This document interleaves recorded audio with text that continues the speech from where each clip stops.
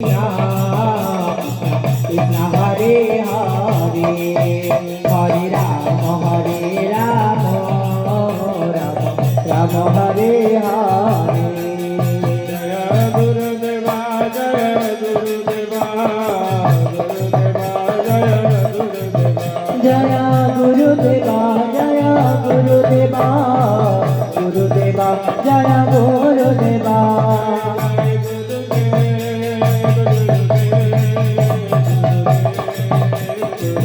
Jaya Jaya Gurudev Gurudev Gurudev Gurudev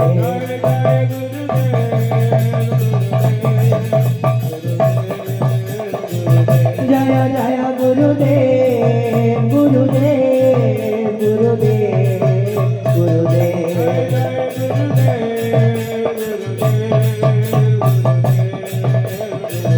Jaya Jaya Gurudev Gurudev Gurudev Gurudev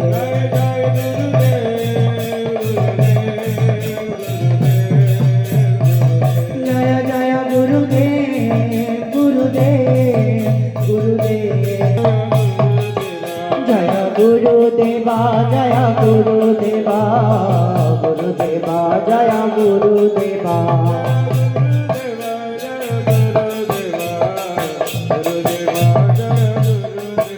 Jaya Gurudeva Jaya Gurudeva Jaya Gurudeva Jaya Gurudeva Gurudeva Jaya Gurudeva Jaya Gurudeva Jaya Gurudeva Gurudeva Jaya Gurudeva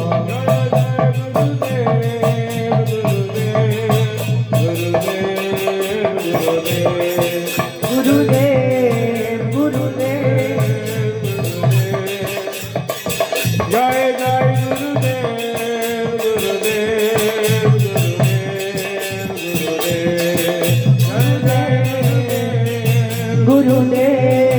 Gurudev Gurudev Gurudev Jaya Jaya Gurudev Gurudev Gurudev Gurudev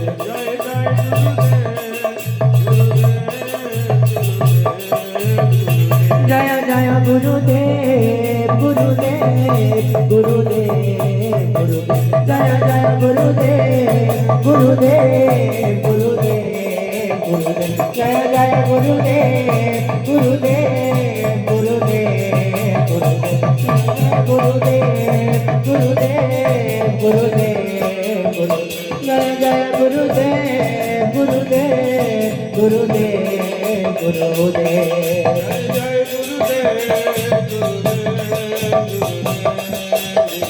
Jaya Jaya Gurudev Gurudev Gurudev Gurudev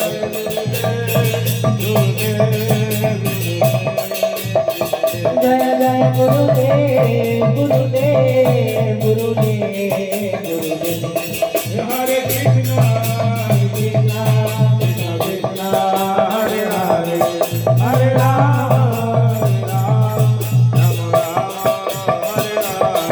Hare Krishna Hare Krishna Krishna Krishna Hare Hare Hare Rama Hare Rama Rama Rama Hare Hare Hare Krishna Krishna Krishna Hare Hare Hare Rama Hare Rama Rama Rama Hare Hare Hare Krishna Krishna Krishna Hare Hare Hare Rama Hare Rama Rama Rama Hare Hare Hare Krishna Krishna Krishna Hare Hare Hare Rama Hare Rama Rama Rama Hare Hare Hare Krishna Krishna Krishna Hare Hare Hare Rama Rama Rama Hare Hare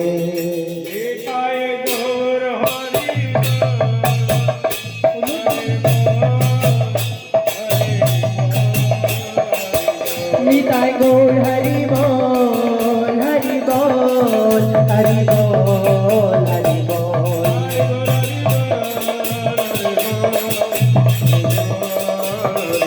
Nitai Gour Hari বল হরি বল হরি বল হরি বল নিতাই গৌর হরি বল হরি বল হরি বল হরি হরি রাশিষ সংভূষিতং চিন্তা চিন্ত সমস্ত বেদ নিপুণং শ্রীরূপ পন্থানুগম গোবিন্দাভীতমুজ্জ্বলং বরতনং ভক্তনিতং সুন্দরং বন্দে বিশ্বগুরুং চ দিব্য ভগবৎ প্রেমহি বীজপ্রদম দেবং দিব্যতনং সুছন্দবদনং বালার্ক চেলাঞ্চিতং সান্দ্রানন্দপুরং সদেকবর্ণং হরে রাম রাম রাম হরে হরে হরে কৃষ্ণ কৃষ্ণ কৃষ্ণ হরে হরে হরে রাম রাম রাম হরে হরে। আপনারা সবাই ধামবাসী, আপনাদের গলায় একটু জোর করে নাম হবে তবেই তো মানাবে। আমরা তো আসি আপনাদের মুখ থেকে নাম শুনতে। একটু সবাই উচ্চৈস্বরে গলা খুলে ভালো করে বলুন তো, হরে কৃষ্ণ হরে কৃষ্ণ কৃষ্ণ কৃষ্ণ কৃষ্ণ হরে হরে হরে হরে হরে রাম হরে রাম হরে রাম হরে রাম রাম রাম রাম রাম হরে হরে হরে হরে নিতাই গৌর প্রেমানন্দে হরি হরি।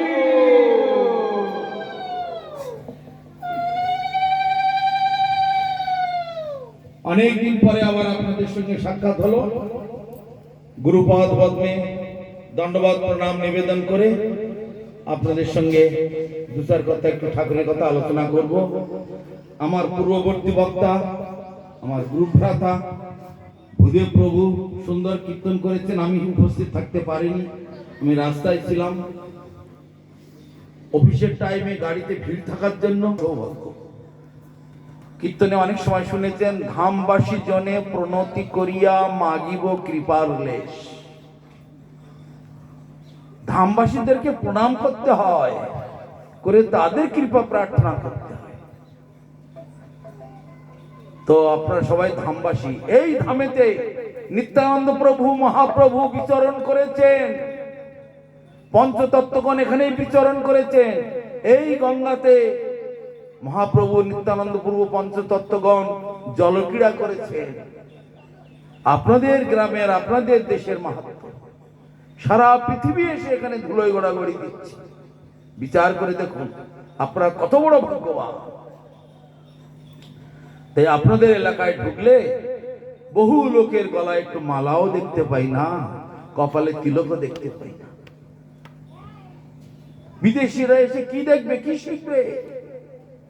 আপনারা তো আমাদেরকে শেখাবেন। আমরা যারা এখানে বসে আছি আপনাদের সামনে, আমি এসেছি সেই সুদূর সুন্দরবন থেকে, উনি এসেছেন সেই বিহার থেকে, আরো কোনো ভক্ত দক্ষিণ ভারত থেকে, কেউ উত্তর ভারত থেকে, কেউ পশ্চিম ভারত থেকে, আর খুদ আপনারা ধামে জন্মগ্রহণ করেছে। চিন্তা করবেন, নিত্যানন্দ প্রভু মহাপ্রভু গলায় কাপড় দিয়ে, দাঁতে দন্তে তৃণধরি, দাঁড়ে দাঁড়ে গিয়ে লোকের পায়ে ধরে ধরে হরি নাম করিয়েছে। একবার বিচার করে দেখুন তো তাদের কি লাভ, লাভটা কি, প্রয়োজনটা কি তাদের ছিল? লোকের হরিনাম করুক বা না করুক আমার কি আছে, বলতেই পারে সবাই, তাই না? করুক বা না করুক, যা পারে করুক, আমি আমারটা নিয়ে ভালো। কিন্তু তাদের কি এমন দরকার ছিল? এই আবাল বৃদ্ধ বনিতা সকলের পায়ে ধরে ধরে, এমনকি কোন কোন বাড়িতে তারা ঢুকতে দিয়ে, বেরো বেরো থেকে, বেরো বেরো সব বেরো, পাগলামো আরম্ভ করেছে। হরিনাম করো, হরিনাম করে কি হবে? আমাদের বাড়ি ঢুকবি না, বেরিয়ে যাবে। নিত্যানন্দ প্রভু মহাপ্রভু ওখানে বসে পড়েছে, আমরা এখানে ধুলোয় গড়াগড়ি দেবো, কাঁদবো, মাথা ফাটিয়ে ফেলবো। হরিনাম করার জন্য। যদি তোমরা হরিনাম করো তারপরে আমরা এখান থেকে যাব, না তো আমরা যাবই না। এতখানি তারা প্রতিজ্ঞবদ্ধ। তাহলে এখন ভাবুন, হরিনাম করলে আমাদের কি উপকারটা হবে। আর এই নিত্যানন্দ প্রভু মহাপ্রভু কে ছিলেন? ব্রজেন্দ্র নন্দন যেই, শচীসুত হইল সেই, আর বলরাম হইল নিতাই। সেই ব্রজের কানাই বলাই তারা এখানে এসে গৌর নিত্যানন্দ হয়েছে।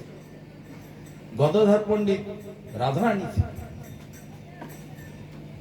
অদ্বৈত আচার্য মহাবিষ্ণু, শ্রীবাস পণ্ডিত নারদ গোস্বামী, শ্রীকৃষ্ণ চৈতন্য প্রভু জীবে দয়া করি স্বপার্ষদ স্বীয় ধাম সহ অবতরী। জীবকে দয়া করবার জন্য, কৃপা করবার জন্য তার নাম, ধাম, রূপ, গুণ, লীলা, পরিকর, বৈশিষ্ট্য সব কিছু নিয়ে এখানে নেমে এসেছে। এই যে গঙ্গা দেখছেন, এই গঙ্গার পূর্ব পারেতে গঙ্গা, কিন্তু আর পশ্চিম পারে গঙ্গা নয়। পশ্চিম পার দিয়ে যমুনা বইছে। যমুনা সেই বৃন্দাবনের যমুনা এখানে এসে ঢুকেছে গঙ্গার সঙ্গে। আর সেখানকার সেই রাধাকুণ্ড, শ্যামকুণ্ড, গিরি গোবর্ধন, কালিন্দী, পুলিন বন, দ্বাদশ কানন, যা কিছু ঘাস, লতা পাতা, বৃক্ষ লতা, গুল্ম, ধুলি কণা সমস্ত কিছু নিয়ে ভগবান এখানে চলে এসেছে। অভিন্ন বৃন্দাবন এই নবদ্বীপ। তাহলে আপনারা এখানে বসে আছেন, বৃন্দাবনেই বসে আছেন, এটা ভুল বুঝলে হবে না। তাহলে এখন প্রশ্ন, হরিনাম করতে হবে কেন? হরিনাম করলে কার পয়সা লাভ হবে? ওরা তো বলে দিয়ে চলে গেল, আমরাও তাদের কথা পালন করব কি করব না, করলেই বা কি লাভ আছে? ভক্তবৃন্দ যারা দূর থেকে ঘরে বসে বারান্দায় বসে শুনছেন, এখানে আসলে তো সব থেকে ভালোই হতো, তারা মনোযোগ দিয়ে কথাগুলি শুনবেন, আপনাদের কল্যাণ হবে, আপনাদের মঙ্গল হবে। আপনাদের স্বার্থে আমি এত দূর থেকে কষ্ট করে আসলাম। তা যাই হোক, সেই নিত্যানন্দ প্রভু মহাপ্রভু তাহলে কি বলতে চেয়েছে, কি বোঝাতে চেয়েছে? ভাগবতে বলছে, যৎ ফলং নাস্তি তপসান যোগেন সমাধিনা তৎ ফলং লভ্যতে সম্যক কলৌ কেশব কীর্তনা। সত্য যুগে ধ্যান, চারটে যুগ আমাদের সামনে চক্রাকারে ঘুরছে। সত্য ত্রেতা দ্বাপর কলি, সত্য ত্রেতা দ্বাপর কলি, গাড়ির চাকার মতো ঘুরছে সব। এই কলি শেষ হয়ে যাবে, আবার সত্য যুগ আসবে। সত্য যুগ শেষ হয়ে যাবে, ত্রেতা যুগ আসবে। ত্রেতা শেষ হবে, দ্বাপর আসবে। দ্বাপর শেষ হবে, আবার কলি আসবে। এরকম সত্য ত্রেতা দ্বাপর কলি চারটে যুগ সবসময় ঘুরছে। তাই বলছে, যৎ ফলং নাস্তি তপসান যোগেন সমাধিনা। সত্য যুগে ধ্যান করতে হতো, তপস্যা করতে হতো, যে ফল না পাওয়া যেত। ত্রেতা যুগে যাগযজ্ঞ করে যে ফল না পাওয়া যেত, দ্বাপরেতে অর্জন করে যে ফল না পাওয়া যেত, এই কলিযুগেতে, সমুপস্থিত কলিযুগেতে একমাত্র হরিনাম সংকীর্তনের দ্বারাতে অনায়াসে সেই সমস্ত ফল লাভ করা যায়। একটা যজ্ঞ করতে গেলে কত খরচা বলুন তো, ধ্যান করতে গেলে কত কঠিন কষ্টের ব্যাপার, অর্জন করতে গেলে কত নিষ্ঠার প্রয়োজন। কিন্তু এই কলিযুগ কোন দেশ কাল নিয়ম, কোন পাত্র পাত্রী, কোন ভেদ নেই। হরিনাম করলেই মঙ্গল। যে নাম সেই নাম, ভজ নিষ্ঠা করি নামের সহিত ফিরেন আপনি শ্রী হরি। নাম রূপে কলিকালে কৃষ্ণ অবতার, নাম রূপে অবতীর্ণ হয়েছে। মহাপ্রভু যে এসেছেন, মহাপ্রভু কিন্তু অবতার নন, ভালো করে বুঝবেন এটা। মহাপ্রভু অবতার নন, তিনি হচ্ছেন অবতারী।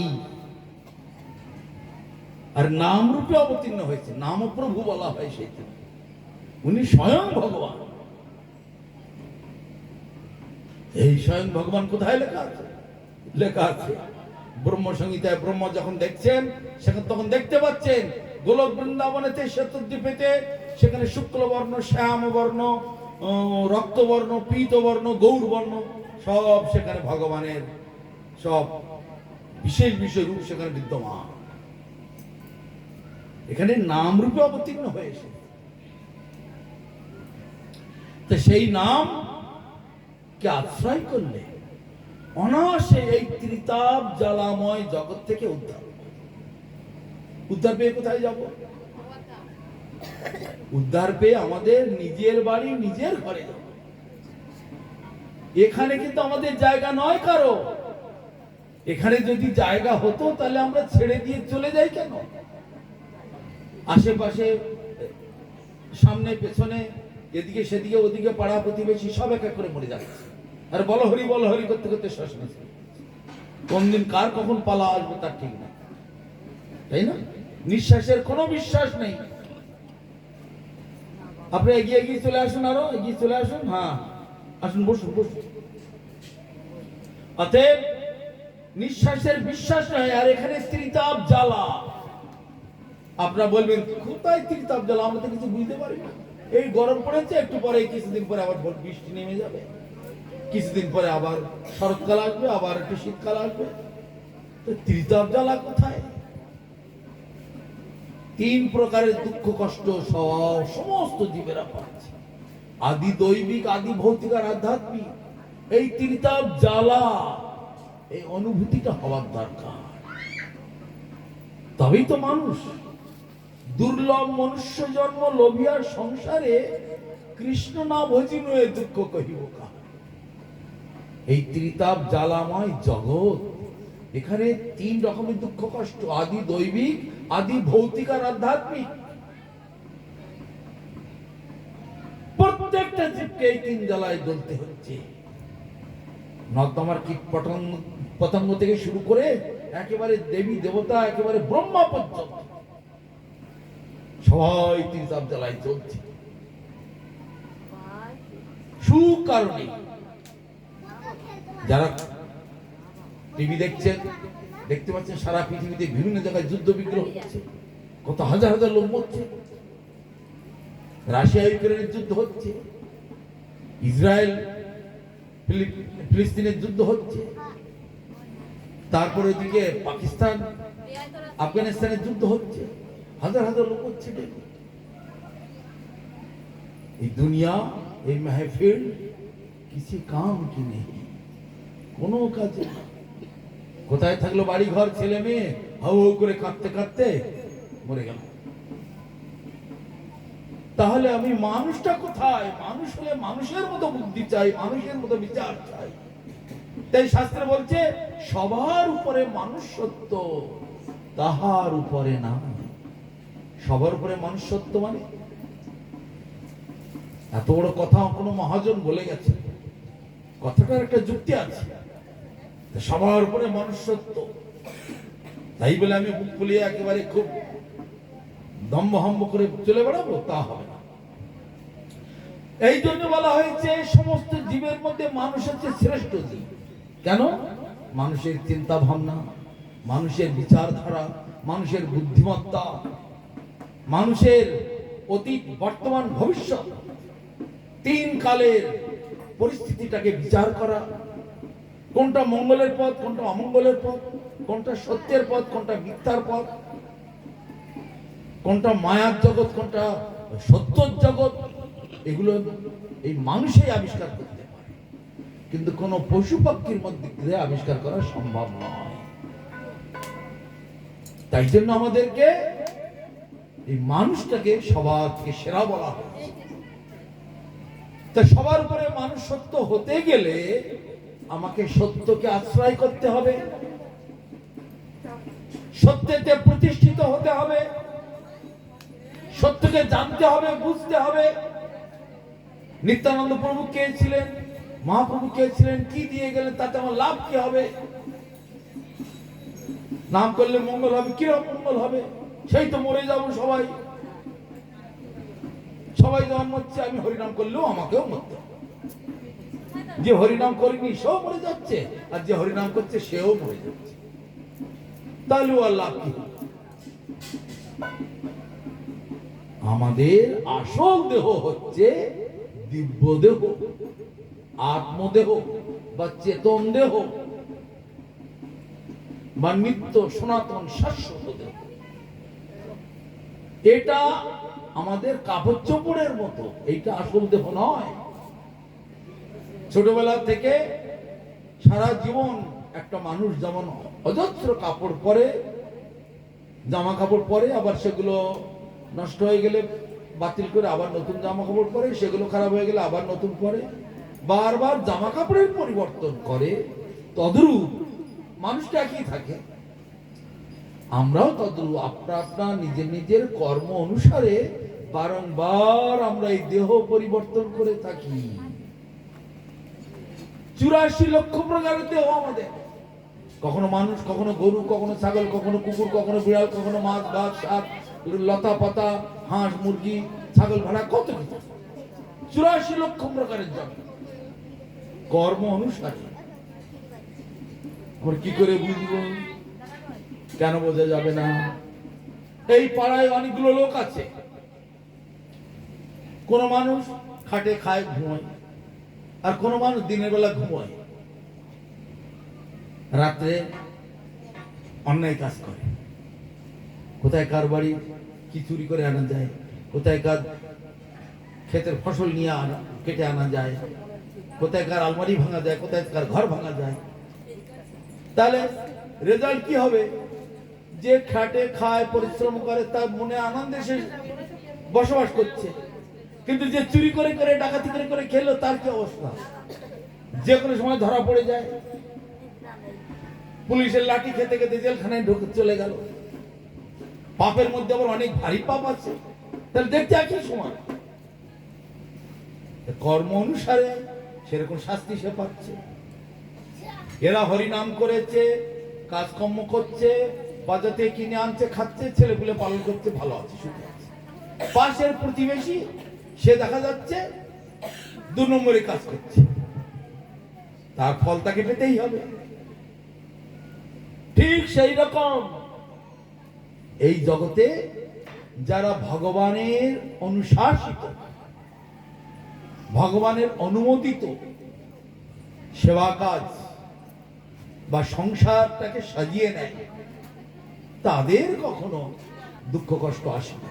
দেহটা এখানে ছাড়লেও আসল দেহ, দিব্য দেহ, নিজের বাড়ি, নিজের ঘর, ভগবানের সুশীতল পাদপদ্ম, গোলক বৃন্দাবনে, সেইখানটা আমাদের বাড়ি। এটা আমাদের কারো বাড়ি ঘর নয়। যেখানে বসবাস করছেন, এখানে 100 বছরের মধ্যে অন্তত 1 বার 2 বার করে পরিবর্তন হয়ে যাচ্ছে। মহাপ্রভু যখন এসেছিলেন তখন থেকে আজ পর্যন্ত প্রায় 8-10 বার লোক পরিবর্তন হয়ে গেছে। মহাপ্রভুর সময়কার কোন লোক এখানে আর বেঁচে আছে বলুন তো? আছে কেউ বেঁচে? মরে গেছে। তারপরে জেনারেশন এসেছে, তারাও মরে ভূত হয়ে গেছে। তারপরে জেনারেশন এসেছে, তারাও চলে গেছে। তারপরে জেনারেশন, সেও চলে গেছে। এই কি হচ্ছে রে ওখানে?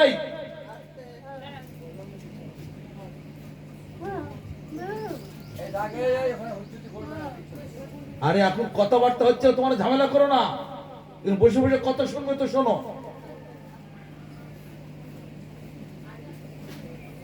তাহলে সেই মহাপ্রভুর সময় থেকে আজ পর্যন্ত কত লোক এসেছে, কত গেছে? ওই কোন পুরনো লোক তো এখানে নেই, আবার নতুন জেনারেশন। সেই রকম অনন্ত কাল ধরে এই পৃথিবীতে কত লোক আসছে, কত যাচ্ছে, কেউ কারো হিসাব রাখে না। কত বড় বড় লোক আসছে, দামি দামি লোক আসছে, সব চলে যাচ্ছে। তাহলে আর এখানে কার জন্য, কিসের জন্য?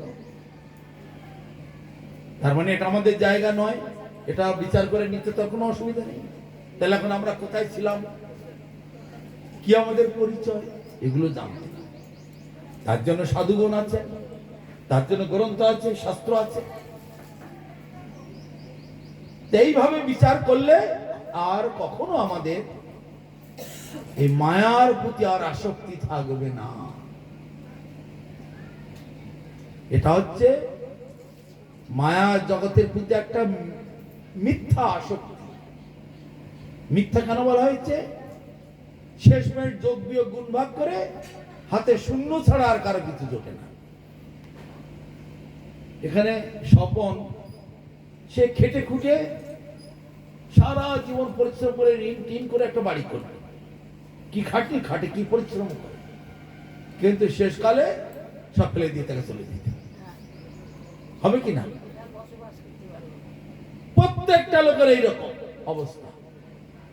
এমনকি দু একটা মানুষ এত কৃপণ, আমাদের কলকাতাতেও দেখেছি। কলকাতায় মঠের কাছে বাজারে যাইতো মাঝে মধ্যে,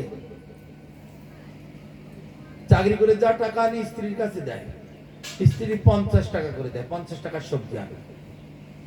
সে 50 টাকা নিয়ে আবার সে কি করে, বাজারের মধ্যে ঘুরে ঘুরে দেখে 50 টাকাতে কিছু বাঁচানো যায় কিনা। ওই ফুলকপি বাঁধাকপির পাতাগুলো ভেঙে ভেঙে ফেলে দিচ্ছে না, সেইগুলো কুড়িয়ে আবার ব্যাগে ভরে ওই সেইগুলো নিয়ে আসে। টাকা যদি 10টা 20টা বাঁচানো যায় খুব ভালো, ভালো টাকা বেতন পায়, 45,000 60,000 টাকা বেতন পাচ্ছে, কিন্তু সেই ফুলকপি বাঁধাকপির পাতাগুলো ফেলে দিচ্ছে, সেইগুলো কুড়িয়ে নিয়ে আসে, বলে এগুলো অনেক উপকার, এগুলো রান্না হচ্ছে।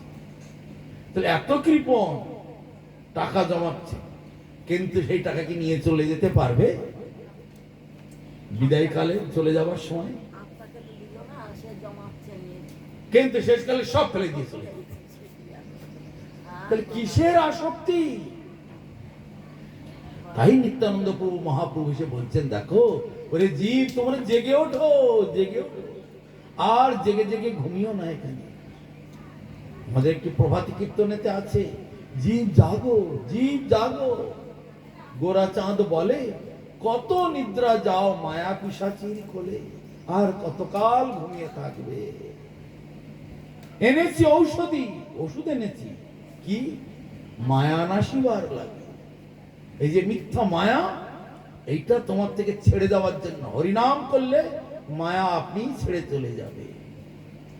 এনেছি ঔষধি মায়া নাশিবার লাগি, হরিনাম মহামন্ত্র লহ তুমি মাগি। হরিনাম মহামন্ত্রটা চেয়ে নাও। ভজিব বলিয়া এসে সংসার ভিতরে, পড়িয়া রহিলে তুমি অবিদ্যার ভরে। ভজন কবি বলে এসেছে, এগুলো আমাদের মহাজনগণ সব শাস্ত্রেতে পরিষ্কার দিয়েছে। মাতৃগর্ভে যখন শিশু থাকে, মাথাটা নিচের দিকে, হাত পা উপরের দিকে, 7 মাস যখন গর্ভে থাকে প্রচন্ড কষ্ট। 7 মাস পরে ভগবান সাক্ষাৎ করতে আসে, কেমন আছে বেটা? হে প্রভু, আর পাচ্ছি না, এত কষ্ট, এত কঠিন শাস্তি আর সহ্য করতে পারছি না, আমাকে একটু কৃপা করো প্রভু, একটু দয়া করো, একবারের মতো অন্তত রেহাই দাও। রেহাই দিলে কি করবে? সেই আবার ছোট বড়ি খাড়া বড়ি তো রেহাই পেলেই তো তুমি খাই কি পাবো, কি খাবো, আর চাই, গাড়ি কিনবো, বাড়ি কিনবো, বিয়ে করবো, অমুক করবো, তমুক করবো, এই তো লাভ হলাম।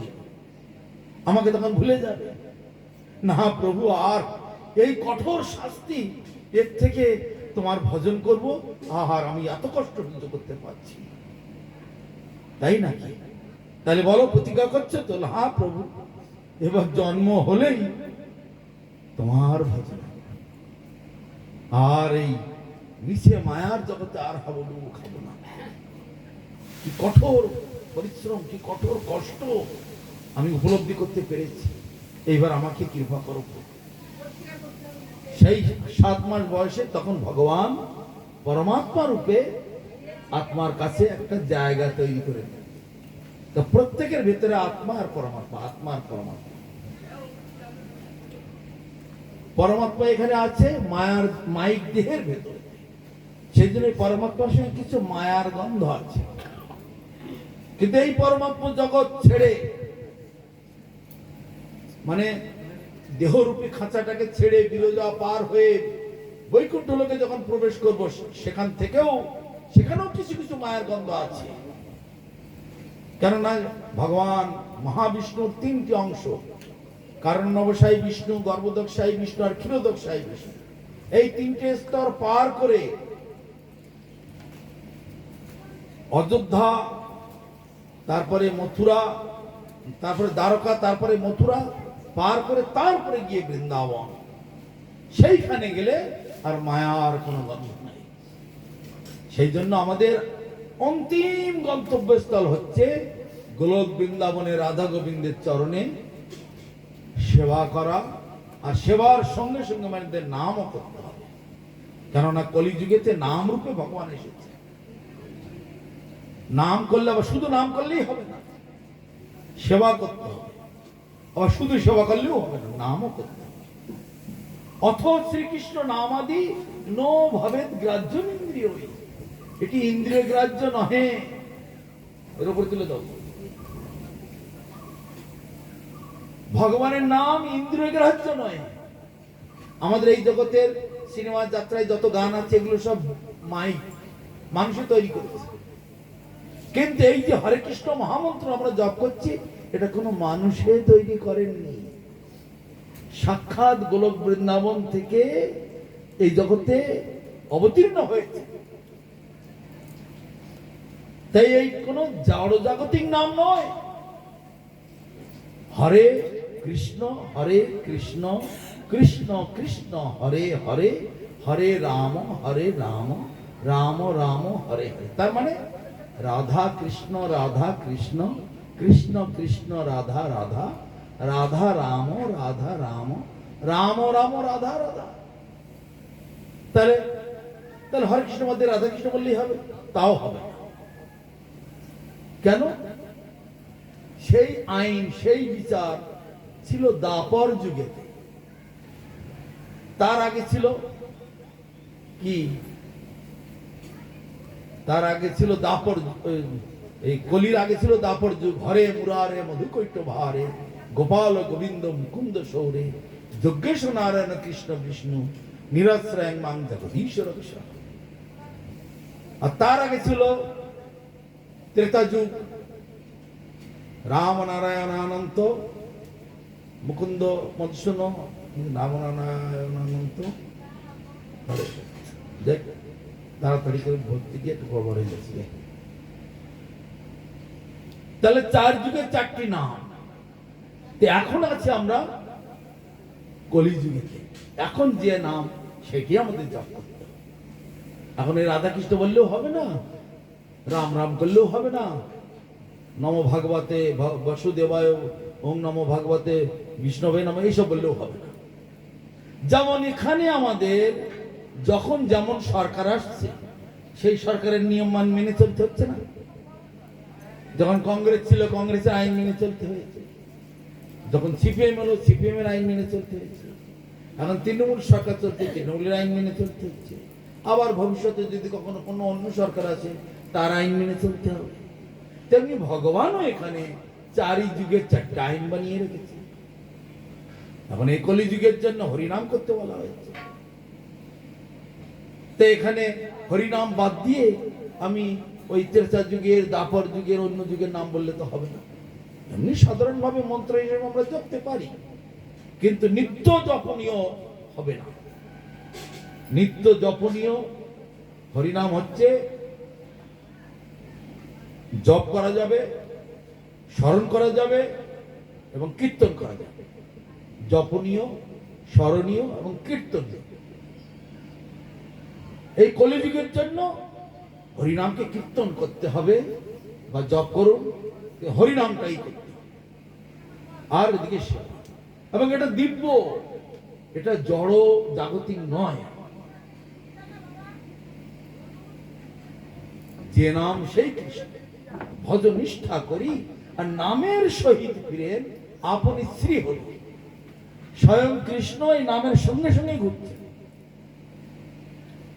এই নাম জপ করলে আমার এই দেহ সম্পর্কিত, মায়ার সম্পর্কিত জাগতিক বিষয়বস্তু, ত্রিতাপ জ্বালা, তারপরে বহির্মুখী ভাবধারা সব দূরীভূত হয়ে।